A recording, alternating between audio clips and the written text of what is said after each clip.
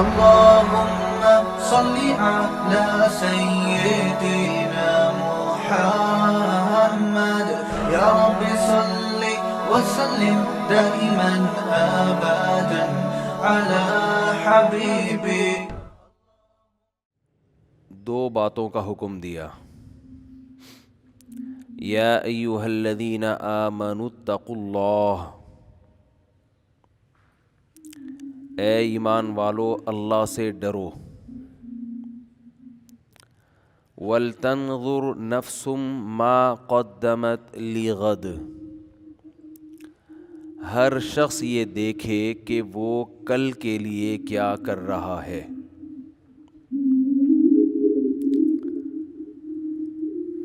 اللہ کا اتنا فضل ہے کہ اللہ کی جو نصیحتیں ہیں، جو اللہ کے آرڈرز ہیں،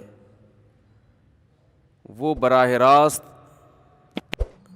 اللہ نے جن الفاظ کے ساتھ اپنے بندوں سے خطاب کیا ہے، بالکل بعینہ وہی کلام ہمارے پاس الحمدللہ محفوظ ہے. درمیان میں انسانوں کی رائے کا اس میں دخل نہیں ہے.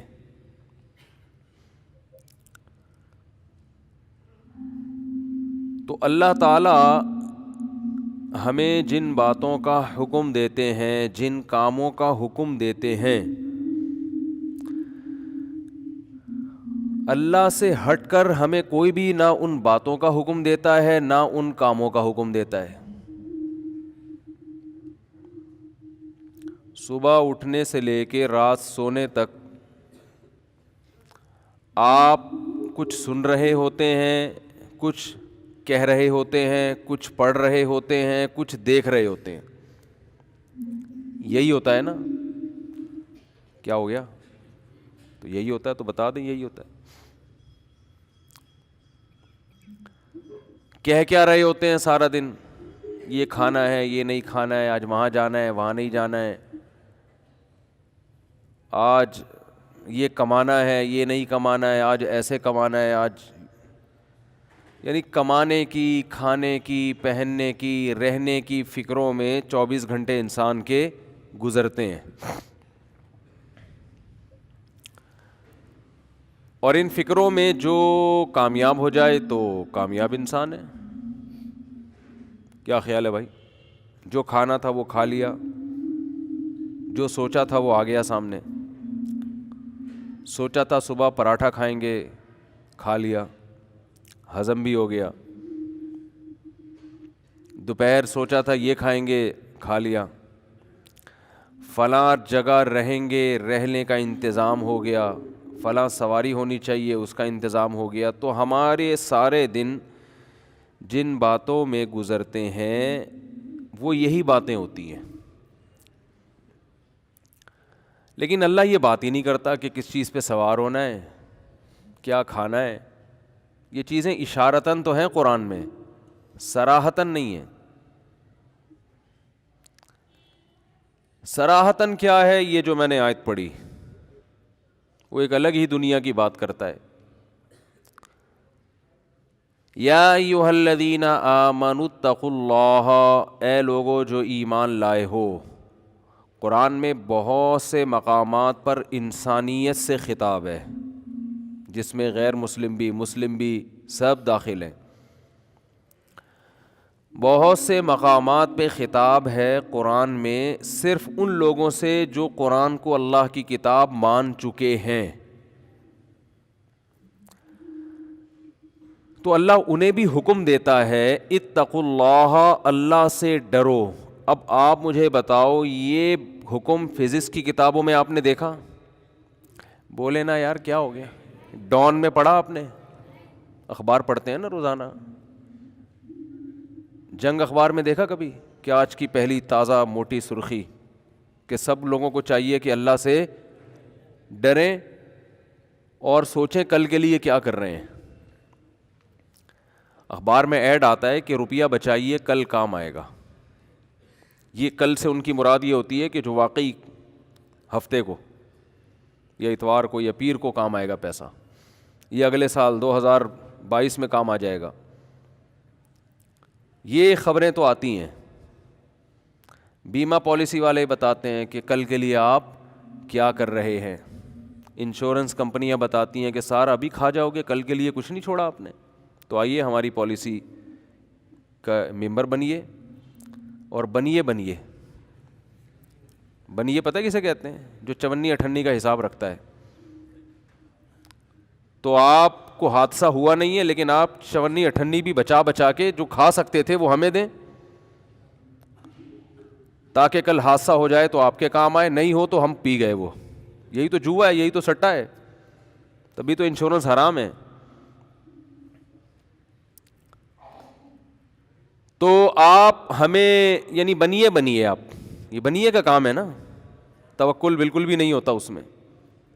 روپیہ بچانا ہے نا کل کے لیے, تو اس کے اور بہت سارے اچھے طریقے ہیں جس میں بچے گا بھی زیادہ, اور حادثہ نہیں ہو تو بھی آپ کا فائدہ, حادثہ ہو تو بھی آپ کا فائدہ. خیر یہ ٹاپک نہیں ہے ابھی انشورنس کو چھیڑنا. تو اخباروں میں اشتہار آتا ہے روپیہ بچائیے کل کام آئے گا, لیکن اس سے پہلے اللہ سے ڈرو یہ نہیں لکھا ہوا ہوتا, یہ لکھا ہوا نہیں ہوتا. قرآن کہہ رہا ہے اے ایمان والو اللہ سے ڈرو, اور تم میں سے ہر شخص یہ دیکھے کہ وہ کل کے لیے کیا کر رہا ہے, کل کے لیے کیا تیاری کر رہا ہے. تو میں یہ عرض کر رہا تھا یہ ایک ایسی خبر ہے جو آپ نے ڈان میں اور جنگ میں اور ایکسپریس میں اور کسی بھی نیوز پیپر میں آپ کو سننے کو پڑھنے کو نہیں ملتی. آپ گئے ہوٹل پہ چائے پینے, اخبار رکھا ہوتا ہے, آپ نے اخبار کھول کے دیکھا, پہلی خبر کہ کل قیامت کے لیے آپ کیا تیار کر رہے ہیں, اس پہ غور کریں. وزیر اعظم کا قوم سے خطاب. کیا خیال ہے بھائی؟ کہیں اس طرح کی چیزیں کہیں سننے میں نہیں آتی. حتیٰ کہ گھروں میں بھی ان باتوں کے تذکرے ختم ہو گئے. پہلے زمانے میں میاں جو بیوی کو نصیحت کیا کرتا تھا وہ یہ کرتا تھا کہ دیکھو بیگم ہم دونوں نے ایک دن چلے جانا ہے, ایک قبر پہ میرا نام لکھا ہوا ہوگا مظلوم, ٹھیک ہے, وہ تو اپنے آپ کو مظلوم ہی سمجھتا ہے نا. ایک قبر پہ تمہارا نام ہوگا, تمہیں جب دفنائیں گے تو آسمان پہ بجلی کڑکے گی, ہے جی, وہ بھی ہوگا نام مسز فلاں, مسز کر کے کچھ بھی ہوگا. وجہ موت میری قبر پہ واضح ہوگی, تمہاری تصویر بنی ہوئی ہوگی. خیر, تو کبھی ایسا نہیں ہوتا کہ آج لوگ گھر میں بیٹھ کے بیگم کو سمجھا رہے ہوں کہ دیکھو دونوں نے کیا ہے, مرنا ہے, تو آؤ ہم مل بیٹھ کے دیکھتے ہیں کہ ہم نے کل کے لیے کیا تیاری کی. یہ تذکرے گھروں میں بولتے کیوں نہیں, ختم. وہاں بھی بچے کو سمجھایا جا رہا ہے بھائی تو پڑھ لے ورنہ کل پتھر اٹھائے گا, گڑھے کھودے گا, پڑھ لے. کل سے آخرت کسی کی نظر میں نہیں ہوتی. قرآن کیا کہتا ہے, وَلَا يَحُضُّ عَلَىٰ طَعَامِ الْمِسْكِينِ. جن لوگوں کا آخرت پر ایمان نہیں ہوتا نا, وہ ایک دوسرے کو غریبوں کے کھانا کھلانے کی ترغیب نہیں دیتے. میں اس آیت پہ بڑا حیران ہوتا تھا کہ قرآن سیدھا سیدھا یوں کہہ دے کہ جن کا آخرت پہ ایمان نہیں ہوتا وہ غریبوں کو کھانا نہیں کھلاتے. ہے بھائی, یہ کہہ دے نا. ترغیب دینا تو آسان ہے, کھلانا مشکل ہے نا. تو قرآن یہ کہہ رہے کہ کھانا کھلانے کی ترغیب نہیں دیتے. تھوڑی سی آواز پھر آپ نے کم کر دی, مجھے چیخنا پڑتا ہے نا اس کے لیے. نہیں یہ بہت نزدیک ہو گیا اس سے. اچھا, تو قرآن یہ کہہ دینا کہ جن کا آخرت پر ایمان نہیں ہے وہ غریبوں کو کھانا نہیں کھلاتے, یہ کہہ دینا کہ وہ بس چاہتے ہیں سارا ہماری توند میں جائے. لیکن قرآن کہہ رہا ہے کہ وَلَا يَحُضُّ عَلَىٰ طَعَامِ الْمِسْكِينِ. کھانا کھلانے کی ترغیبیں نہیں دیتے. اصل میں جس کا دنیا پر ایمان ہوتا ہے نا, تو وہ صرف دنیا کماتا نہیں ہے بلکہ کمانے کی ترغیبیں بھی دیتا ہے. یہ آپ اگر اپنے معاشرے میں دیکھیں گے تو آپ کو پتہ چلے گا جو دنیا پر یقین رکھتا ہے, دنیا پر ایمان رکھتا ہے, وہ دوسروں کو بھی دنیا کی ترغیب دیتا ہے, اپنی بیوی کو, اپنے بچوں کو, اپنے والدین کو, چھوٹے بھائی کو, دوستوں کو. ابے کیا کر رہا ہے, ابے تو پڑھتا کیوں نہیں ہے بھائی, ابے تو سارے پیسے اڑا دے گا, تو کچھ پلاٹ خرید لے, کچھ جائیداد بنا لے, کل کام آئے گا. تو دیتے ہیں کہ ترغیب نہیں دیتے؟ بچوں کو کل کی فکر میں صبح صبح اٹھایا جاتا ہے. بچے صبح آسانی سے اڑ جاتے ہیں اسکول کے لیے, ہے کتنی نیند, کیسے سو رہے بچے, تو گھوڑے بیچ کے سوتے ہیں. لیکن ان کو ماں بھی اٹھاتی ہے, کس کے لیے؟ آنے والے کل کے لیے. تو ہم بھی بچوں کو اٹھاتے ہیں صبح صبح کہ بھائی آج قربان کرو تو کل کے لیے تیاری, کل کے لیے. تو آپ نے صبح بچے کو اسکول, اصل میں یہ رنگ کے ڈبے لازمی آتے ہیں جب یہ اسکول کا ذکر آئے گا نا, کیونکہ میں نے ڈبوں پہ اتنا پیسہ خرچ ہوا ہے کہ شادی پہ میرا اتنا پیسہ خرچ نہیں ہوا, یہ بتا رہا ہوں میں. تو اپنی ٹھڑک بھی نکالتا ہوں نا یا غصے, ہر تھوڑے دن میں بچے آئے ہوئے ہوتے ہیں, ابو وہ کلر کے 3 ڈبے چاہیے. اتنے تو ڈبے آپ گھر میں جو ڈسٹیمپر کرتے ہو نا اس پہ اتنا خرچہ نہیں ہوا ہوتا. پھر وہ ابو یہ چاہیے, ابو یہ چاہیے, ابو یہ چاہیے, ابو یہ چاہیے, آج اس پہ کتابیں چاہیے, آج اس پہ وہ پلاسٹک چڑھانی ہے, وہ پیسے چاہیے اس کے, پھر اس کے جوتے پھٹ گئے تو ٹیچر نے کہا نیا جوتا چاہیے. پھر جناب وہ ہر مہینے کی 1 تاریخ کو وہ گاڑی والا آگے کھڑا ہوا ہوتا ہے, مجھے پیسے چاہیے.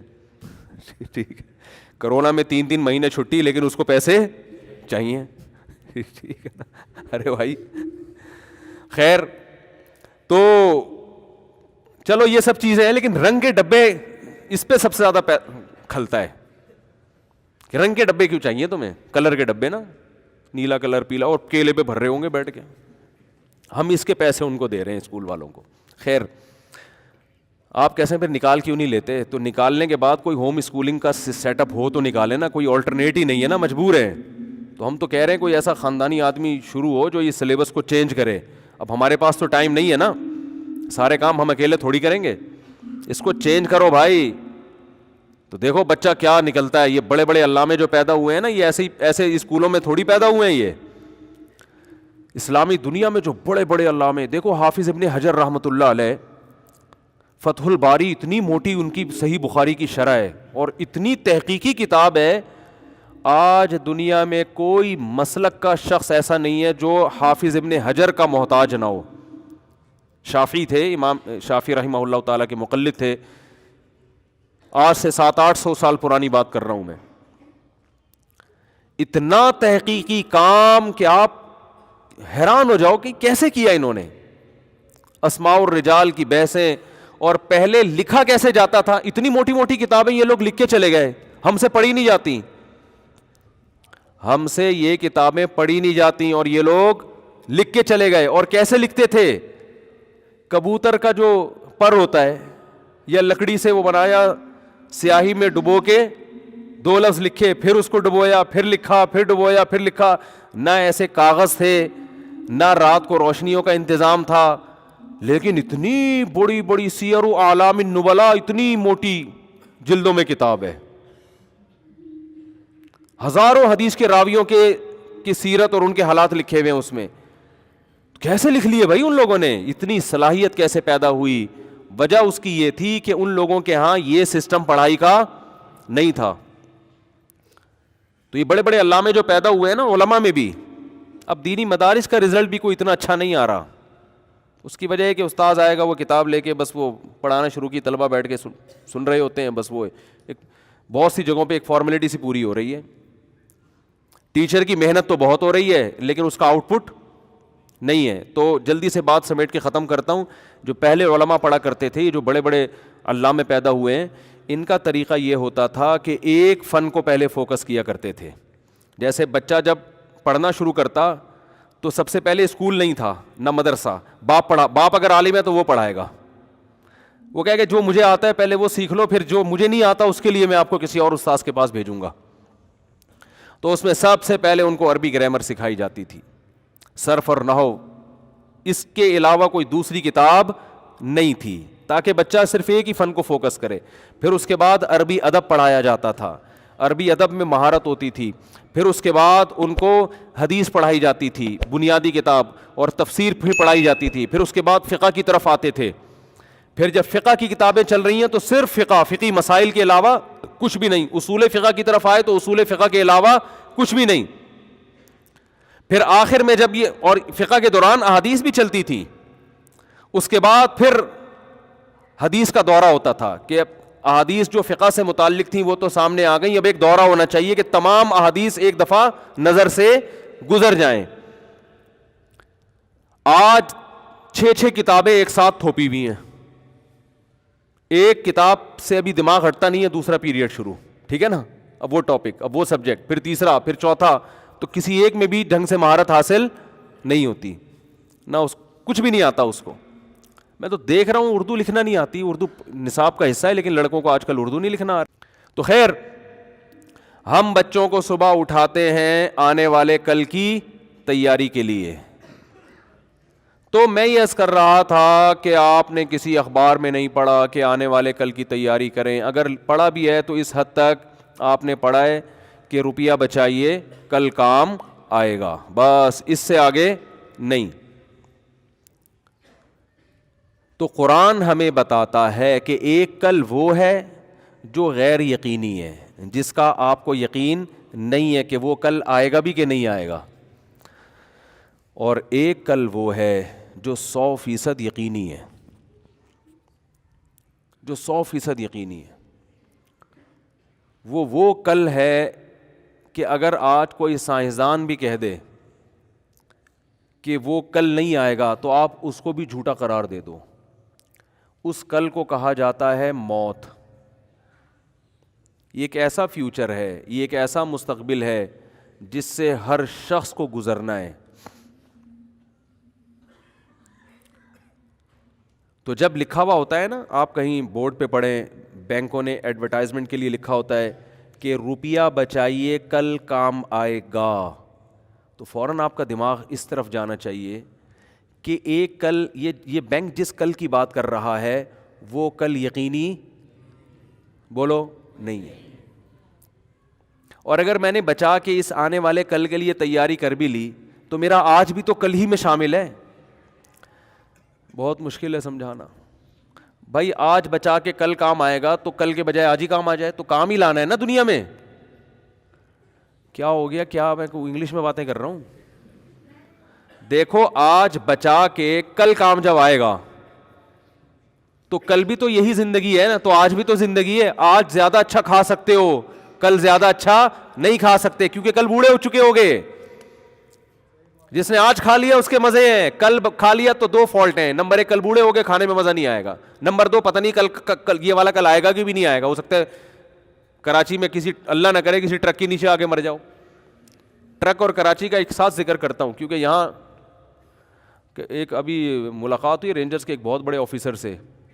انہوں نے بتایا کہ پاکستان کی ارننگ کا صرف 65% کراچی کما کے دیتا ہے. ٹوٹل جتنی ارننگ ہے نا پاکستان کی، ان میں صرف 65% کہاں سے ہو رہی ہے؟ ہم نے کہا ہٹو بچے، ہو گیا بھائی یہ تو. اب تو جہاں بھی جائیں کراچی والے سب کو چاہیے کہ ان کا احترام کریں. کیا خیال ہے؟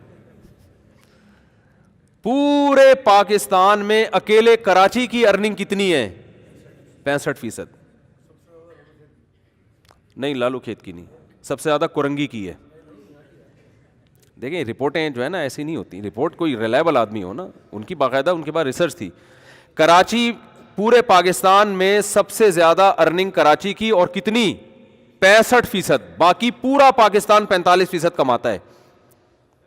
اور 35% پورا پاکستان. اور کراچی میں بھی سب سے زیادہ ارننگ کورنگی سے ہو رہی ہے، کورنگی کے ایریا. رپورٹ ہے یہ جی. ہاں کیونکہ ساری فیکٹریاں وہاں پر ہیں نا، تو یہ بڑی خوشی کی بات ہے. اچھا خیر، تو میں یہ عرض کر رہا تھا، کراچی کہاں سے آ گیا درمیان میں؟ تو ٹرک کی بات کر رہا تھا نا. آپ نے کیا کیا؟ آپ نے کہا کہ روپیہ بچائیے، بولو کل کام آئے گا. اچھا جو رینجرز کے آفیسر نے بتایا وہ خود کراچی کے نہیں ہیں, وہ خود کراچی کے نہیں ہیں. تو اچھا اس میں یہ بھی ہے کہ بعض لوگ قوم پرستی پہ لے جاتے ہیں کہ معاذ اللہ کراچی کو الگ ہونا چاہیے. یہ نعرے بالکل غلط ہیں. یہ تو پورے ملک میں ایسا ہی. دیکھو کماتے تو سب ہیں لیکن ضرورت سب کی ہے. اس کی مثال ایسے ہے کہ آپ کی باڈی میں سب سے زیادہ ویلیو کس پارٹ کی ہے؟ دل کی. تو اب کسی ڈاکٹر نے کہا اس کی باڈی میں سب سے زیادہ اہم ترین پارٹ جو ہے نا دل ہے. آپ نے کہا ٹھیک ہے پھر اس کی آنکھیں نکال دو, دل کو سب سے کیا کر دو؟ الگ کر دو. گھٹنے الگ کر دو, دل الگ کر دو. دل ویلیو سب سے زیادہ ہے تو دل کو ایک الگ, اس کو الگ جینے کا حق دینا چاہیے. تو یہ جب سب ایک جسم کی مانند ہوتے ہیں نا تو پھر سارے پارٹ صحیح کام کرتے ہیں. اگر الگ ہوگا تو پھر یہ نہیں ہوگا جو کچھ ابھی ہو رہا ہے. کیونکہ ہم بلوچستان سے گیس لیتے ہیں, سمجھ رہے ہو, وہ کراچی میں پیدا نہیں ہوتی. تو کراچی اگر 65% کما کے دے رہا ہے تو اس میں بلوچستان کی گیس کا بھی دخل ہے. ٹھیک ہے نا. اگر وہ گیس نہیں ہوگی تو یہاں کی فیکٹریاں کیسے چلیں گی؟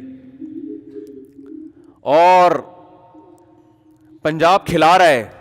یہ جو ہم سردیوں میں طبیعت سے کینو کھانے کے بجائے پھوڑ رہے ہیں, میں 2 پھل پھوڑتا ہوں, اس کے لیے کھانے کا لفظ استعمال کرنا میں ان پھلوں کی توہین سمجھتا ہوں. ایک آم اور ایک کینو.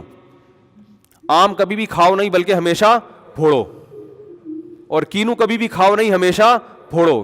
یہ کینو تو آم سے بھی زیادہ فائدے مند چیز ہے.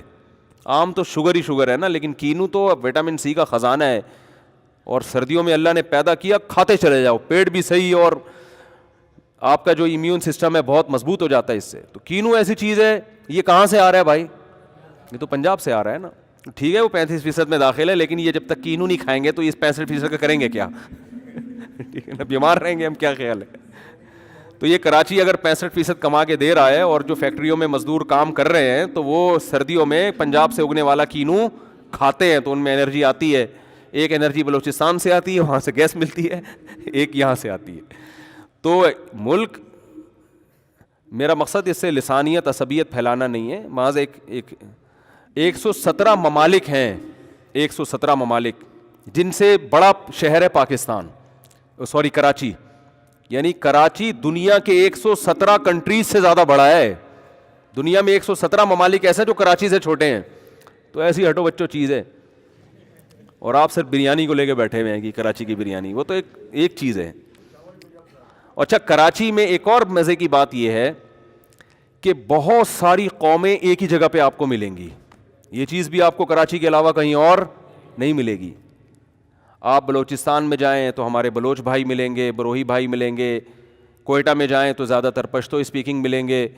آپ پنجاب میں جائیں تو پنجابی بولنے والے, ادھر صادق آباد کی طرف جائیں تو سرائکی بولنے والے. لیکن آپ کراچی میں جائیں تو ادھر آپ کو پنجابی بولنے والے, ادھر سرائکی بولنے والے, ادھر پشتو بولنے والے, ادھر اردو بولنے والے, ادھر میمن. ایسی زبان ہے میمنی, سمجھ رہے ہو نا. یہ آپ کو پورے پاکستان میں یہ نہ یہ کلچر ملے گا نہ یہ زبان ملے گی. تو ایک الگ ہی کلچر ملے گا آپ کو میمنوں کا. اور میمنوں کی ویریس ٹائپس آف میمنس, اس میں آپ کو کچھی میمن اور پتہ نہیں کہ مجھے تو نام بھی ذہن میں نہیں آتے, باٹواں میمن اور آٹھواں میمن اور فلانا میمن اور ڈمکانا میں, وہ میمنوں کی 25-30 قسمیں آپ کو ملیں گی. پھر بوہری ملیں گے آپ کو, یہاں فرقے بھی بہت ملیں گے, بالکل الگ الگ مذاہب ملیں گے, پارسی ملیں گے, ہر قوم اور ہر چیز یہاں ملے گی آپ کو. جوڑیا بازار چلے جاؤ آپ حیران ہو جاؤ گے, جو چیز پوری دنیا میں کہیں نہیں مل رہی وہ کراچی میں ملے گی آپ کو. آپ کی بیگم بھاگ گئی ہے, جوڑیا بازار سے ملے گی, ہر چیز ملے گی آپ کو. اچھا خیر, تو میں یہ عرض کر رہا تھا, بات کہاں سے کہاں چلی گئی کہ آج کا جو کل ہے. اچھا کے پی کے سے بھی بہت کچھ ملتا ہے ہمیں. خیر ابھی یہ تو ایک درمیان میں ضمنی ایک بات آ گئی. تو میں یہ عرض کر رہا تھا کہ سائن بورڈ پہ لکھا ہوا ہوتا ہے کہ روپیہ بچائیے کل کام آئے گا. یہ لکھا ہوا ہوتا ہے کہ نہیں لکھا ہوا ہوتا؟ تو آپ جس کل کے لیے آج پیسہ بچاؤ گے اس کل میں 2 فالٹ ہیں. نمبر 1, آج آپ جوان ہو, کھانے کا مزہ آج جو آپ کو آئے گا وہ کل نہیں آئے گا. آج رہنے کا بھی مزہ, کھانے کا بھی مزہ, پہننے کا بھی مزہ. نہانے کا بھی مزہ, صحیح ہے نا, ہر کام کا آج ہی مزہ ہے. اور کل جب آپ بوڑھے ہو جاؤ گے, جو آپ نے آج بچا بچا کے رکھا, تو جو آپ پیسہ بچاؤ گے نا کل, وہ میں جب ابھی چھوڑو, پھر اپنی باتیں کرنا مناسب نہیں ہے, پھر وہ کچھ لوگ اس میں وہ بھی پس جائیں گے بیچارے, وہ کہیں گے ہماری برائی کر دی آپ نے بیٹھ کے. اگرچہ میں اشارتاً بات کروں لیکن ان تک بات پہنچ جائے گی نا, وہ کہیں گے اچھا. تو اب دیکھو, ایک صاحب تھے, انہوں نے مجھے کہا کہ مجھے جوان لڑکے تھے, مجھے بار بار یہ کہہ رہے تھے کہ میں یہ انویسٹ کر رہا ہوں, میں یوں کروں گا اور پھر 20 سال کے بعد اس کا پروفٹ آئے گا. تو میں نے کہا یار آپ ابھی ماشاء اللہ ینگ ہو, ابھی آپ اچھی گاڑی رکھو, ٹھیک ہے نا, ابھی آپ اچھا کپڑا پہنو, ابھی آپ اچھی خوراک کھاؤ. اللہ نے یہ ساری ضرورتیں پوری کرنے کے بعد اللہ نے مزید اگر پیسہ دے دیا تو تھوڑا بہت رکھ لو کل کے لیے. تو پہلا فالٹ کیا ہے کہ کل میں کا یقین نہیں ہے. کراچی کا کوئی ٹرک اللہ نہ کرے کچل کے چلا جائے تو اسٹیکر بن کے سڑک پہ چپک جاؤ گے, کیونکہ ایسے ٹرک ہیں یہاں پہ. اچھا, ان کو نظر بھی نہیں آ رہا ہوتا, یہ بائکوں والے, ان کو اتنے اوپر ان کے گلاسز ہوتے ہیں نا پیچھے دیکھنے کے لیے, کہ وہ بائکوں والے نظر نہیں آتے ان کو. تو کل کا یقین نہیں ہے. اور دوسری بات یہ ہے کہ آج جو ہے نا آپ کی, وہ آئندہ کل سے کھانے کے لحاظ سے زیادہ اچھی ہے, تو اس لیے آج ہی کھا لو. کیا خیال ہے؟ تو بچانے کا جو کانسیپٹ ہے نا, بچانے کا, شریعت کا بالکل الٹ ہے. ہم بچانا اس کو سمجھتے ہیں کہ آج نہیں کھایا کل کے لیے رکھ دیا. اسلام اس کو بچانا نہیں کہتا, اسلام اس کو ضائع کرنا کہتا ہے. اسلام کہتا ہے جو پیسہ آپ کا تھا آپ پہ لگا ہی نہیں تو وہ آپ کا ہے ہی نہیں. بچانا یہ ہے, نبی کیا ہے بچانا؟ حدیث میں آتا ہے رسول اللہ صلی اللہ علیہ وسلم گھر تشریف لائے, امی عائشہ سے آپ صلی اللہ علیہ وسلم نے پوچھا کہ کچھ کھانے کو ہے؟ انہوں نے فرمایا کہ ایک ہدیہ آیا تھا ہمارے گھر میں, کچھ بکری کا پایا تھا یا کیا تھا, تو میں نے سارا صدقہ کر دیا, ایک تھوڑا سا کھر اس کا بچ گیا ہے, کچھ اس مجھے پورے الفاظ یاد نہیں ہیں حدیث کے, مفہوم بیان کر رہا ہوں, باقی سارا کیا کر دیا؟ صدقہ. دیکھو ایسی کنڈیشن میں ہماری کیا حالت ہوتی, ہم کہتے ہیں یہ کوئی صدقہ سینٹر کھولا ہوا ہے تم نے, یہی ہوتا نا. وَلَا يَحُضُّ عَلَىٰ طَعَامِ الْمِسْكِينِ, قرآن کہہ رہے جس کا آخرت پر ایمان نہیں ہوتا وہ کھانا کھلانے کی ترغیب نہیں دیتا, وہ بیوی کو بھی ترغیب نہیں دیتا کہ بیگم تم نے کیا خیراتی ادارہ کھول کے رکھا ہے, وہاں سے ہدیہ آیا اور تم نے اٹھا کے صدقہ کر دیا. لیکن ہمارے نبی کا چونکہ آخرت پر ایمان تھا, نہ صرف یہ کہ اس پر آپ کو غصہ نہیں آیا بلکہ آپ نے اپریشیٹ کیا, اور ایسے خاندانی طریقے سے اتنے زبردست الفاظ سے امی عائشہ کی حوصلہ افزائی کی, حالانکہ اب کھانے کو آپ کے پاس نہیں ہے, اتنا سا بچ گیا ہے. تو آپ نے فرمایا کہ اے عائشہ تم جو یہ کہہ رہی ہو کہ سارا صدقہ کر دیا, بچا صرف یہ ہے. فرمایا نہیں, بچا وہ ہے جو صدقہ کر دیا, یہ ختم ہونے والا ہے. میں سمجھا پا رہا ہوں اپنی بات؟ تو جس کا آخرت پر ایمان ہوتا ہے وہ کھانا کھلانے کی ترغیب دیتا ہے. کھانا تو محض ایک علامت ہے, مقصد لوگوں کی ضرورتیں پوری کرنے کی ترغیب خود بھی کرتا ہے, دوسروں کو بھی ترغیب دیتا ہے. تو آج گھروں میں یہ چیزیں کیا ہو گئی ہیں بھائی؟ ختم. بچپن سے بچوں کو پیسہ کمانا سکھایا جا رہا ہے, خرچ کرنا نہیں. گلک خرید کے دے دیتے ہیں ان کو. گلک ہوتا ہے نا, ابھی کیا کہتے ہیں آج کل نئی زبان میں اس کو, ہم تو گلک کہتے تھے, گلک ہی کہتے ہیں کہ اس میں جمع کرو, اس میں جمع کرو, اس میں جمع کرو, اس میں جمع کرو. کمیٹیاں ڈال رہے ہیں, کمیٹیاں ڈال کے پھر نکلے گی. اور عجیب بھکاری پن ہے یار, میرے پاس عجیب قسم کے بھکاری آتے ہیں, میرا دل چاہتا ہے میں ان سے پیسے مانگوں. حقیقت ان کے حالات سے پتہ چلتا ہے کہ جی وہ زکوٰۃ کے پیسے آپ کے پاس آئے ہوئے ہوں گے تو اتنے روپے چاہیے, کیا کرنا ہے, یہ ضرورت ہے, فلانی ضرورت ہے, یہ ضرورت ہے. تو میں کہتا ہوں آپ کی تو اتنی تنخواہ ہے, کہتے ہیں وہ ہم نے کمیٹی ڈالی ہوئی ہے اصل میں آڑے وقت کے لیے. جس آدمی نے کمیٹی ڈالی ہوئی ہے اس کا مطلب اس کے پاس توند بھرنے کے لیے ضرورت سے زیادہ ہے, تبھی تو نکل رہی ہے کمیٹی کے لیے پیسے نکل رہے ہیں. تو میں بھی بہت ڈھیٹ ہوں الحمدللہ اس معاملے میں, اللہ نے مجھے بڑا ڈھیٹ بنایا ہے. میری جیب سے پیسہ نکالنا آسان نہیں ہے, یہ بتا دوں. آپ سمجھ رہے اتنی سخاوت تو مفتی صاحب کے پاس جب جا کے مانگو ایک دم نوٹوں کی گڈی نکال کے دیں گے. بھیکاری کے لیے میری جیب سے نکلنے کے اصول بہت سخت ہے. اپنی مرضی سے دے دوں تو کوئی مستحق نہیں بھی ہو اپنے پیسے اگر دینا چاہے انسان. دوسروں کی امانتیں تو غیر مستحق کو نہیں دے سکتا میں, اپنے پیسے مستحق نہیں بھی ہے لے جا بھائی. لیکن آپ ٹرائی کر کے دیکھ لیں, 1 کروڑ روپے میرے پاس پڑے ہوئے ہوں اور آپ آگے مانگ کے نکلوانے کی کوشش تو کر کے دیکھیں. ایسا آپ کا خاندانی قسم کا انٹرویو ہوگا کہ آپ بولو گے ایسا تو ہم جب فوج میں بھرتی ہونے کے لیے گئے تھے نا, ISSB کا امتحان دیا تو اس وقت بھی ایسا انٹرویو نہیں ہوا تھا. کیوں لے رہا ہے بھائی تو پیسے؟ ایک صاحب آئے کہ مجھے بہت شدید ضرورت ہے, میں بالکل یہ ہو رہا ہوں, اور بہت ایسے واقعی بڑی ضرورت تھی, ان کو بیماری چل رہی تھی, کوئی پتہ نہیں کینسر تھا کیا تھا, اور اب میں بہت پریشان ہوں تو مجھے اتنے لاکھ روپے چاہیے اور واقعی ضرورت تھی. تو آپ کوئی زکوٰۃ سے بھی تعاون کر دیں یا صدقے سے کر دیں. یہ ہے جو کل جن کے ہاں کل کا مفہوم بالکل کیا ہے, چینج ہے. ادھر نبی کی حالت کیا ہے, اپنی ضرورت قربان کر کے کل کے لیے امی عائشہ نے دے دیا تو حوصلہ افزائی کر رہے ہیں, چلو آج بھوکے رہ جاتے ہیں, کل اللہ ہمارا پیٹ بھر دے گا. حدیث میں آتا ہے نا, نبی صلی اللہ علیہ وسلم نے فرمایا قیامت کے دن اللہ اعلان کرے گا, کہاں ہیں وہ لوگ جب میں بھوکا تھا تو انہوں نے مجھے کھلایا, جب میں پیاسا تھا تو انہوں نے مجھے پلایا. کیونکہ قیامت کے دن لوگ بھوک اور پیاس سے تڑپ رہے ہوں گے, تو لوگ کہیں گے اے اللہ تو کہاں سے بھوکا ہو سکتا ہے, تو کہاں سے پیاسا ہو سکتا ہے؟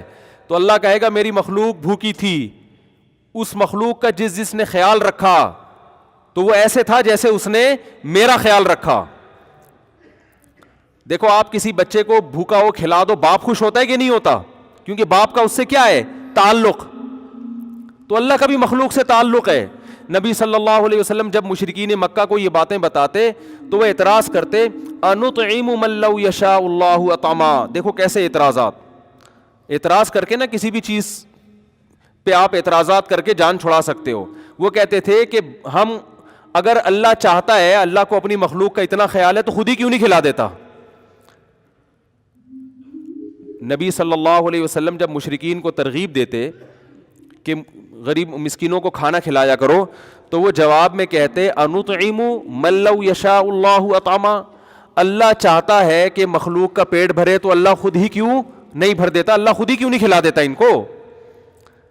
تو اس لیے ہر اعتراض ایسا نہیں ہوتا کہ اس کا جواب دیا جائے.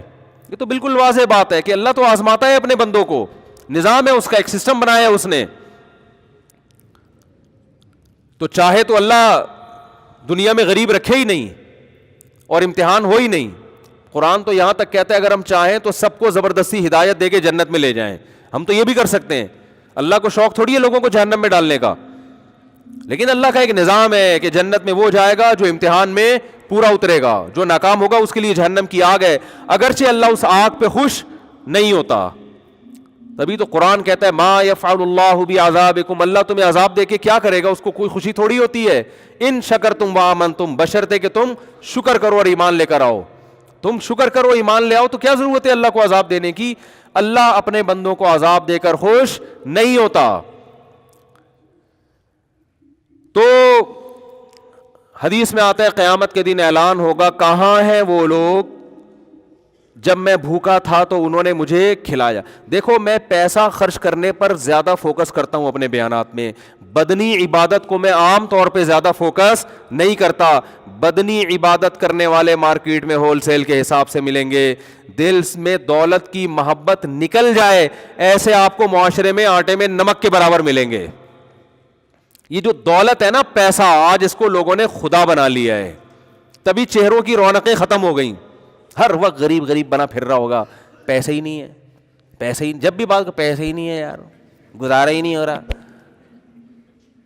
پیسے ہی نہیں ہے, گزارا ہی نہیں ہو رہا. بھائی یہی رونا ہے منہ سے, پتہ نہیں کیا عجیب. وہ خوش رہا کرو بھائی, بولو یار بنتا تو ایک پراٹھا تھا 2 کھا لیا ہم نے, ٹھیک ہے نا, بنتا تو ایک بھی نہیں ہے. جو نیچرل خوراک ہے نا انسان کی 2 ٹائم ہے, یہ پراٹھے تو صبح صبح, یہ تو گریوی ہے. اللہ گریویاں بھی کھلا رہا ہے پھر بھی کہتے ہیں پیسے ہی نہیں ہے, کرائے کے گھر میں رہ رہا ہوں. وہی منہ سے برستا رہے گا. ان کو کسی وظیفوں سے سکون نہیں ملنے والا. یہ پھر سکون کے لیے جاتے ہیں وظیفے بتاؤ. اور تمہارے اندر جو دنیا کی محبت کے گٹر ابل رہے ہیں نا, پیسہ, جو تم نے, ہندو تو پتھر کے بنے ہوئے بت کی عبادت کرتا ہے, آپ نے ان بتوں کو دل کے اندر داخل کر دیا ہے. یہاں سے نکالو, اور یہ جب تک روکڑا خرچ نہیں کرو گے نکلے گا نہیں ہے, یہ بتا دوں. اس کے لیے روکڑا خرچ کرنا ضرور, زبانی تقریروں سے نہیں ہوگا. نوٹوں کی گڈیاں نکال کے ہدیہ دیا کرو بھائی کو بہن کو, اور صدقہ خیرات کیا کرو. اور نبی صلی اللہ علیہ وسلم نے فرمایا سب سے بہترین صدقہ وہ ہے تأمل الغنا وتخشى الفقر, کہ تمہیں ڈر ہو کہ صدقہ کیا تو کہیں غربت نہ آ جائے, اور نہیں کیا تو پیسہ بنا لوں گا مزید. اس ملی جلی کنڈیشن میں جو پیسہ نکلے گا اس پہ کیا ملے گا آپ کو؟ ثواب. اور اللہ اس پہ خوش ہوگا, اس پہ مال میں برکتیں دے گا کہ مجھ پہ توکل کرتا ہے. سمجھتے ہو گے نہیں سمجھتے؟ تو پیسے کو ایسا خدا بنایا ہوا ہے بھائی, بس کرو یار, میرا بنگلہ, میری گاڑی, میرے پیسے, میرا بستر, میری بائک. ٹھیک ہے دوستوں یاروں میں تھوڑا بہت شکر کے طور پہ ٹھیک ہے یار, گاڑی نہیں خریدی ہے, مٹھائی ہو جائے, چلو اچھی بات ہے. یہ شکرانے کے طور پہ تو ٹھیک ہے, فخر کرنے کی چیزیں نہیں ہیں یہ تو کھلونے ہیں مٹی کے. بچے کو آپ نئی سائیکل دلا دیں, دوستوں کے سامنے گھماتا رہے گا بھائی میری سائیکل, بڑے ہنس رہے ہوتے ہیں کہ اس کو کیا ہو گیا اتنے سے کھلونے پہ ہنس رہا ہے. تو بالکل جب ہم گاڑیوں پہ فخر کرتے ہیں نا 2-2 کروڑ کی, تو فرشتے ایسے ہی ہنستے ہیں, وہ کھلونا ہے مٹی کا, لوہے سے نکلا لوہا بن جائے گا تھوڑے دنوں میں, کباڑ میں بکے گی. یہ کھلونے چھین لیے جائیں گے آپ سے, مر جاؤ گے تو یہ گاڑی آپ کے وارث چلائیں گے, یہ گھر آپ کے وارثوں کے حصے میں آ جائے گا. تو وہ میرے پاس آئے اور کہنے لگے یہ ضرورت وہ ضرورت, میں مرا جا رہا ہوں, میں یہ ہو رہا ہوں, تو فلانا ہو رہا ہوں, تو اتنے پیسے چاہیے. تو میں نے کہا آپ کی گاڑی کتنے کی ہے؟ انہوں نے کہا گاڑی تو بھائی میری ضرورت ہے. تو میں نے کہا جو آپ کو بیماری آئی ہوئی ہے اس سے زیادہ ضروری ہے گاڑی. یہ لوگوں کی سوچ بتا رہا ہوں میں, اس کو سمجھیں, کیونکہ بیان جب تک مثال نہ دی جائے نا تو جو سمجھانا چاہ رہا ہے انسان وہ سمجھ میں نہیں آتا. اس لیے میں وہ جو ریئل مثالیں جو چل رہی ہیں مارکیٹ میں, جس طرح کے لوگوں میں چل رہا ہے حساب کتاب, میں نے کہا آپ کہہ رہے ہیں آپ کے پاس پیسے نہیں ہے کہ, میں نے کہا میرے پاس ہیں پیسے, میرے پاس پیسے ہیں, لیکن آپ کو دینے کے لیے نہیں ہے. اتنا سچ بولنا بھی بڑا مشکل کام ہے. میں نے کہا میرے پاس پیسے ہیں مگر آپ کو دینے کے لیے نہیں. آپ کا جو علاج کینسر ہے یا کچھ بھی ہے, میں اس طرح سے کسی کا واقعہ بیان کرتا ہوں کہ اس کے خوابوں میں بھی نہ آئے کہ میرا واقعہ بیان ہو رہا ہے, وہ نہیں پہنچے گا. جس کا واقعہ ہے نا میں کچھ چیزیں بدل دیتا ہوں اس میں, سمجھ رہے ہیں, تاکہ کسی کے پردہ دری بھی نہ ہو اور وہ خود بھی نہ اپنی بے عزتی محسوس کرے. تو اس لیے میں واقعے کے جو اہم پوائنٹ تو باقی رکھتا ہوں, باقی ساری کردار اور ادار سب چیزیں چینج کر دیتا ہوں میں. تو میں نے ان سے کہا کہ آپ اپنی گاڑی کو بیچ دیں. تو میں تو بغیر گاڑی کے کیسے؟ میں نے کہا W11 بہترین چیز ہے. W11 کیا ہے؟ بہترین. میں نے کہا گاڑی بیچیں اور یہ پیسہ آپ علاج پہ لگائیں, اور پھر آپ کے پاس اگر کنوینس کے پیسے بھی نہ ہوں تو W11 کے کرائے کے لیے میں آپ کو زکوٰۃ دینے کے لیے تیار ہوں. یہ تو واقعی پھر پیدل تھوڑی جائے گا نا, لانڈی یا صدر کہیں جا رہا ہے تو پیدل تھوڑی جائے گا. ویسے تو اصولی طور پر جو غیرت مند لوگ ہوتے ہیں وہ کہتے ہیں ہم پیدل چلے جائیں گے, W11 کا کرایہ بھی کسی سے نہیں لیں گے, لیکن پھر یہ اس کے لیے بہت زیادہ توکل چاہیے. چلو ہم اس کا مکلف نہیں بناتے. تو میں نے کہا کہ W11 ہے, چنچیاں بھی چل رہی ہیں. اب تو اللہ کا بڑا فضل ہو گیا, ایک چنچی سے یہاں سے پیٹرول پمپ پہ اترے, دوسری بدل کے دوسری چنچی کھڑی ہوگی گرو مندر پہ, ٹرن مارا یہاں سے جیل روڈ کی طرف سے, شارٹ کٹ بنا ہوا ہے آج کل, ٹھیک ہے نا پہنچے آپ پڑے. لیکن اس کے لیے تیار نہیں ہوتے, لوگوں سے مانگ رہے ہیں. اللہ کی ایک عادت ہے کہ جس نے مخلوق کے سامنے ایک دفعہ ہاتھ پھیلا لیا نا تو بس دنیا میں ہم نے دیکھا ہے کہ پھر وہ پھیلاتا ہی رہتا ہے. اور حدیث میں آتا ہے من یستعفف, جس نے اپنی عزت کی حفاظت کر لی. کیسے؟ کہ ہاتھ نہیں پھیلاؤں گا کسی کے سامنے. اس کو کہتے ہیں عزت کی حفاظت. لوگ کہتے ہیں نا یار آج تک اس آدمی نے مانگا نہیں ہے کبھی. اچھا لگتا ہے نا یہ جملہ, ورنہ کبھی سسر سے پیسے مانگ رہا ہے, کبھی سالوں سے مانگ رہا ہے, کبھی کس سے مانگ رہا ہے, کبھی کس سے مانگ رہا ہے, تو منگتا بنا رہتا ہے. تو میں نے ان سے کہا کہ آپ اپنی گاڑی بولو بیچیں. ادھر ایک صاحب کسی کے 1.5-2 کروڑ روپے لے کے بھاگ گئے, تو مجھے کہنے لگے میں کہاں سے دوں بھائی, میرے پاس تو پیسے ہی نہیں ہے, میں جس سے میں نے قرضہ لیا ہوا میں تو دے ہی نہیں سکتا, تو میری مدد کریں. میں نے کہا آپ بالکل دے سکتے ہیں. میں کہاں سے دوں؟ میں نے کہا اپنا گھر بیچو, دے دو اس کے 1.5 کروڑ. کہہ رہے گھر بیچ کے روڈ پہ آ جاؤ. میں نے کہا روڈ پہ نہیں آئیں گے آپ کرائے پہ لے لیں گھر. میں نے کہا پھر اگر کرائے پہ بھی پورا نہیں ہوتا, کرایہ بھی جیب سے نہیں نکل رہا, تو پھر ہم آپ کے ساتھ انشاءاللہ تعاون بولتے کیوں نہیں؟ کریں گے، کیونکہ گھر بیسک ضرورت ہے انسان کی، روڈ پہ تو نہیں رہ سکتا نا. پیسے پہ سانپ بن کے بیٹھے ہوئے ہیں اور کہتے ہیں یہ جو قرض دینے والا مجھ سے پیسے مانگ رہا ہے، اور دیکھو میرا خیال بھی نہیں ہے، میں غریب آدمی ہوں. غریب کہاں سے ہے؟ 240 گھر کا 200 گز کا گھر لے کے بیٹھا ہوا ہے، 3 اسٹوریاں بنی ہوئی ہیں اس کے اوپر. بیچ بھائی اس کو. تو کہہ رہے نہیں یہ میں کہاں جاؤں گا. یہ آپ کا ہیڈک نہیں ہے، یہ اس کا ہیڈک نہیں ہے جس نے آپ کو پیسے دیے کہ آپ کہاں جائیں گے. اس کے 1.5 کروڑ حلال کر دیے جو آپ پر حرام تھے، اس کو نصیحتیں کی جا رہی ہیں. تو میں نے کہا بھائی ابھی دے دو تو آسانی سے نکل آئیں گے، ورنہ قیامت کے دن جو ہے نا یہ 1.5 کروڑ میں تمہاری جتنی نمازیں اور جتنے تبلیغ کے چلے اور 4 مہینے اور جتنے حج، یہ سارے نکل جائیں گے. پھر وہ ابھی آسانی سے معاملہ چھوٹ جائے گا. نبی صلی اللہ علیہ وسلم تو جنازہ نہیں پڑھاتے تھے جو کسی کے پیسے لے کے دنیا سے چلا جاتا تھا کہ قرض ہے اس کے اوپر. آپ نے فرمایا شہید کا ہر گناہ معاف ہوتا ہے مگر قرض شہید کا معاف نہیں ہوتا. کسی نے کاروبار میں پیسے لگائے، آپ کھا گئے تو یاد رکھو شہادت بھی ملے گی تو یہ معاف نہیں ہوگا، پیسے دینے پڑیں گے آپ کو. ایسے کسی کا مال اتنے نمازی یہ کام کر رہے ہیں، کسی کا مال کھانا اتنا آسان کام بن چکا ہے کہ نمازیوں میں یہ کام ہو رہا ہے، کیونکہ وہ نماز کی اہمیت تو جانتے ہیں. مال کھانا کتنا بڑا جرم ہے اس کا ان کو پتا نہیں ہے. تو میں جو اپنے بیانات میں بدنی عبادت سے زیادہ پیسوں کی ترغیبات جو دیتا ہوں نا، خرچ کرو، اس کی وجہ یہ ہے کہ اللہ کو دنیا کی محبت پسند نہیں ہے. اللہ چاہتے ہیں اس کو مسافر خانہ سمجھو. مسافر خانہ آپ سمجھتے ہو یا نہیں سمجھتے، اس کا آپ کے نمازی یا حاجی ہونے سے پتہ نہیں چلتا. اس کا آپ کا صدقات و خیرات سے اور آپ دوسرے کا حق ٹائم پہ ادا کرتے ہو یا نہیں کرتے، اس سے پتہ چلتا ہے. لوگ کیا کرتے ہیں، پیمنٹ کا ٹائم آ گیا، 1 تاریخ کو پیمنٹ کرنی ہے آپ نے، لیکن آپ کہتے ہو کہ چونکہ مانگ نہیں رہا تو کیوں نہ اس سے فائدہ اٹھا کے ان پیسوں کو میں کسی بزنس میں لگا دوں، تھوڑے دن بعد اس کو واپس کر دوں گا. یہ بھی لالچ ہے، ہوس ہے کہ اگلے کا پیسہ آپ نے ادا کرنا ہے اور آپ اس سے کیا کر رہے ہو. جیسے بینک میں آپ پیسہ چھوڑ دو تو سود کماتا رہتا ہے نا، بینک تو خوش ہوتا ہے نا. دیکھو بینک آپ کو سہولت دیتا ہے جب چاہو پیسے نکال دو، لیکن خوش نہیں ہوتا کہ آپ پیسے نکالو. بینک آپ کو سہولت دیتا ہے، آپ کے 1 کروڑ ہیں، 10 کروڑ ہیں، 20 کروڑ ہیں، جب آپ چیک لے کے پہنچ جاؤ گے بینک پابند ہے قانوناً کہ آپ کو بولو نا دے. لیکن خوشی اس پہ ہوتی ہے کہ دے مانگو آپ، خوشی اس پہ ہوتی ہے کہ آج کے بجائے کل لے لو، تو کیونکہ جتنے دن پڑا رہے گا اس سے پیسہ کمائے گا آپ کے پیسے سے.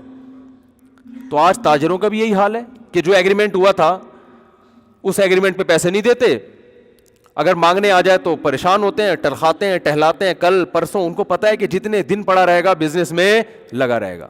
یہ نیچ حرکت ہے، گھٹیا حرکت ہے. یہ اس کی علامت ہے آپ نے ان دیواروں اینٹوں سے دل لگا لیا ہے. بھائی خاندانی طریقے سے پیسے کماؤ، 2 پیسے جو عزت کے ساتھ ہوں وہ زیادہ بہتر ہے اس قارون کے خزانے سے جو لوگوں کا پیسہ آپ زبردستی اپنے پاس گھما رہے ہو. اسلام میں سب سے پہلے جان کی حفاظت، اس کے بعد عزت کی حفاظت، تیسرے نمبر پہ پیسے کی حفاظت ہے. اور آج ہماری نظر میں سب سے پہلے پیسہ ہے، اس کے بعد جان ہے، عزت گئی. بولو بھائی، وہ اگر بچ جائے تو ٹھیک ہے، نہیں بچے تو عزت ذلت سے کیا ہوتا ہے بھائی. 2 گالیاں سنا دے گا نا، بول دے گا بھائی اتنی بڑی داڑھی رکھ کے پیسے نہیں دے رہا، یہ بول دے گا نا، تو یہ تو سنتے رہتے ہیں، اپنے سسر صاحب سے سنتے رہتے ہیں اس طرح کی تانے. ہم عزت دار آدمی کی نظر میں یہ تانا بہت خراب ہوتا ہے. عزت دار آدمی جو ہے نا اس کو یہ تانا کہ کوئی آپ پر یہ الزام لگا دے کہ آپ نے اس کے پیسے کھائے ہوئے ہیں، اس کی نظر میں شرم سے ڈوب مرنے کا مقام ہوتا ہے یہ کہ بھائی میرے اوپر یہ الزام کیسے لگ گیا. میں ایک سبزی والے کا واقعہ سناتا ہوں نا اکثر. نہیں وہ چونے والا سبزی والا نہیں، وہ تو بہت ہی عزت دار آدمی تھا، خاندانی. یہاں ایک سبزی والا ہوا کرتا تھا، پتہ نہیں 10-12 سال سے کہاں غائب ہے. غریب آدمی سبزی بیچتا تھا. یہ واقعہ میں نے کئی بار سنایا ہے لیکن ہے بڑا خاندانی واقعہ. میں وہاں اس کے پاس اکثر جا کے بیٹھا کرتا تھا. بڑا نیک شریف آدمی تھا اور بڑی محنت کرتا تھا، وہ عزت دار تھا. مجھے بڑا اس سے دوستی ہو گئی، 10-12 سال پرانی بات ہے. اکثر میں وہاں جا کے بیٹھتا، ہم چائے وائے پیتے. میری ویسے ہی اس سے میرا کوئی لین دین نہیں تھا، بس مجھے ویسے ہی گپ شپ کے یار بڑا اس کی باتیں میں بڑا مزہ تھا. یہاں KPK سے تعلق تھا اس کا. اردو بھی بیچارہ پشتو آتی تھی تو اردو ٹوٹی پھوٹی بولتا تھا. ایک دن کیا ہوا، میں بیٹھا ہوا ہوں 10-15 منٹ نا، میں اس کے پاس جا کے بیٹھتا تھا. میں بیٹھا ہوں، ایک خاتون آئی اور انہوں نے اسے کہا کہ تم نے جھوٹ بول کے یہ سبزی دی ہے مجھے. تو اس نے کہا کہ باجی یہ سبزی غلطی سے چلی گئی ہوگی آپ کے پاس, تھوڑا سا اس میں داغ واغ لگا ہوا تھا, تو میں کوئی دھوکے باز آدمی نہیں ہوں, کوئی بات نہیں, چینج کر دیتا ہوں میں. اچھا وہ روزانہ کی کسٹمر تھیں اس کی, روزانہ کے کسٹمر کو تو انسان کبھی بھی بولو کبھی بھی نہیں چھوڑتا. وہ تو سر پہ جوتے بھی لگایا, کہتا ہے نہیں سبزی مجھ سے ہی لیا کرو, میں جوتے کھا لوں گا, کیونکہ پیسہ ہے نا, عزت وزت کی تو کوئی ویلیو نہیں ہے. تو اس خاتون نے پھر کہا کہ نہیں تم نے جھوٹ بولا تھا, یا پتہ نہیں چور کا لفظ استعمال کیا یا جھوٹ بولا تھا, تم چور ہو یا جھوٹے ہو, کچھ اس طرح بولا. اس نے پھر کہا کہ باجی دیکھو یہ غلطی سے سبزی خراب چلی گئی ہے, میں ایسا ہوں نہیں, آپ یہ رکھ دیں میں دوسری دے دیتا ہوں. آپ تیسری دفعہ جب اس نے کہا نا کہ تم نے جھوٹ بولا تھا, اس نے کہا اب سبزی آپ کو نہیں ملے گی. حالانکہ غریب آدمی اپنے مستقل کسٹمر کو کبھی بھی بولو نہیں چھوڑتا. اس نے کہا میں نے اگر جھوٹ بول کے سبزی بیچنی ہوتی تو میں سبزی نہیں بیچتا, اگر میں نے حرام کمانا ہوتا نا تو پھر میں یہاں محنت نہیں کرتا. اب وہ خاتون کو لگا کہ اس کو تو غصہ آ گیا ہے, تو وہ معافی مانگنے لگی. اس نے کہا نو معافی. اس نے کہا معافی وافی نہیں ہے, بس جاؤ, میٹر شارٹ ہو گیا ہمارا. اب وہ بیچاری پیچھے پڑی ہوئی ہے, دیکھ چل چھوڑ دے یار تو یہ رکھ لے بس کوئی بات نہیں. اس نے کہا نہیں, تم نے مجھے بولا کہ جھوٹ بولتا ہوں میں چور ہوں, اب نہیں ملے گی. وہ بھائی اس نے حد کر دی, لیکن یہ بھی اڑ گیا. بظاہر آپ کو لگے گا یہ سبزی والا بد اخلاق تھا, لیکن مجھے لگا کہ یہ آدمی اس کا بلڈ کیا ہے, یہ کسی خاندانی باپ کا خاندانی بیٹا ہے. نہیں آ رہی بات, یہ تھوڑی کہ کچھ بھی بول دو. اب دیکھو آدمی جو سچی مچی کا جھوٹا یا چور ہوتا ہے نا, اسے جب بول دو چور ہے تو ایک دم مصنوعی غصہ آئے گا اس کو, مصنوعی مجھے چور بولا. اندر اندر سے خوش ہو رہا ہوگا کہ آپ جیسے ایک وہ چور کو پکڑ کے لایا گیا نا عدالت میں, تو جج نے غصے سے اس کو بولا کہ تم نے کمبخت اتنی خوبصورتی سے اتنے روپے چرائے ہیں کہ کسی کو کان و کان بھی خبر نہ ہوئی. کہہ رہے شکریہ سر, آپ پہلے آدمی ہیں جنہوں نے میرے فن کی اتنی بہترین انداز میں تعریف کی ہے. جج صاحب آپ کا بہت شکریہ, پہلے, ورنہ آج کل سب اناڑی کہتے تھے مجھے, آپ پہلے آدمی ہیں جو اس کرسی پہ بیٹھ کے میرے فن کی تعریف کر رہے ہیں.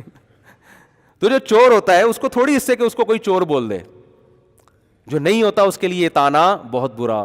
تو میرے بھائی اگر آپ بھکاری نہیں ہو, اگر آپ پیسوں کے معاملے میں 2 نمبر نہیں ہو, تو لوگوں کو وقت پہ ان کی پیمنٹ بولو نا دے دیا کرو. کرایہ دار ہو تو مالک مکان کو پہلی تاریخ کو خود اچھے بچوں کی طرح فون کر کے پیمنٹ دے دیا کرو کہ اپنا اکاؤنٹ نمبر بھیج دیں, میں اس میں خود ہی ٹرانسفر کر رہا ہوں. خود آپ کی ذمہ داری ہے یہ, وہ نہیں پیچھے پڑا رہے جیسے وہ بھکاری نہیں پڑے رہتے گھنٹیاں بجا بجا کے, ابے نکل یار 6 تاریخ ہو گئی, 7 تاریخ ہو گئی, 8 تاریخ ہو گئی, اور آپ پیچھے پڑے ہوئے ہو.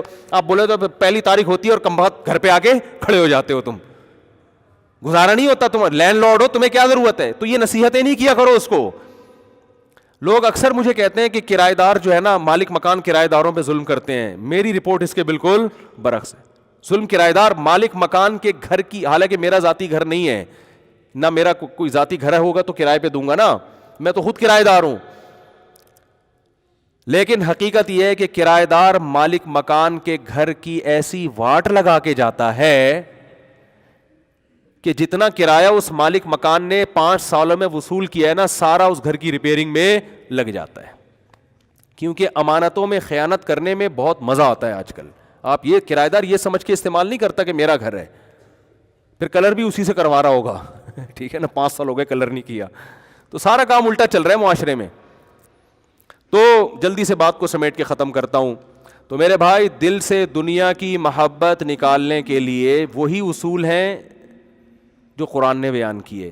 کہ آپ کہتے ہیں روپیہ بچائیے کل کام آئے گا, قرآن کہہ رہا ہے روپیہ بچاؤ کل کام آئے گا. لیکن وہ کل جو یقینی ہے اور اس میں تم جوان ہوگے, تمہیں ضرورت ہوگی. آج جو کل آنے والی ہے اس کل کا تمہیں یقین نہیں ہے. تو اس لیے قرآن کی آیت پڑھ کے بس اپنے بیان کو ختم کرتا ہوں. اللہ تعالیٰ فرماتے ہیں یا ایھا الذین آمنوا لا تلہکم ازواجکم واولادکم عن ذکر اللہ ومن یفعل ذلک فاولئک هم الخاسرون. تمہیں اللہ کی یاد سے, صدقہ اور خیرات سے تمہاری اولاد اور گھر والے غافل نہ کریں.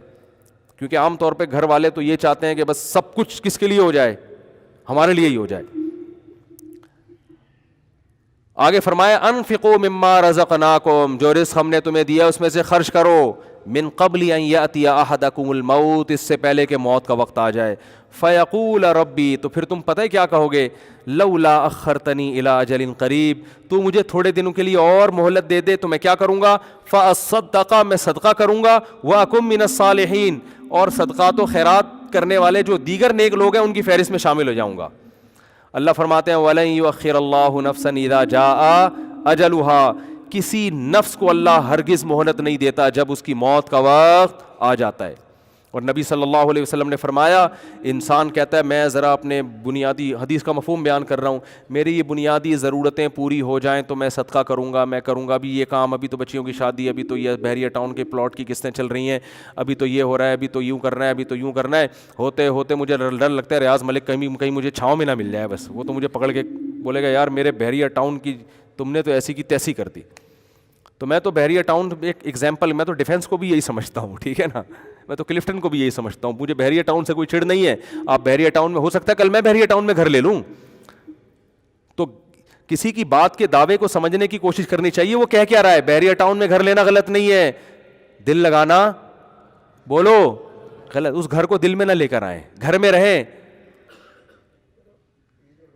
گھر کے اندر آپ رہ سکتے ہیں، گھر کو اپنے اندر نہ لے کر آئیں، ہے ٹھیک ہے، نہیں ہے تو بھی ٹھیک ہے، کوئی ٹینشن کی بات نہیں ہے۔ تو خیر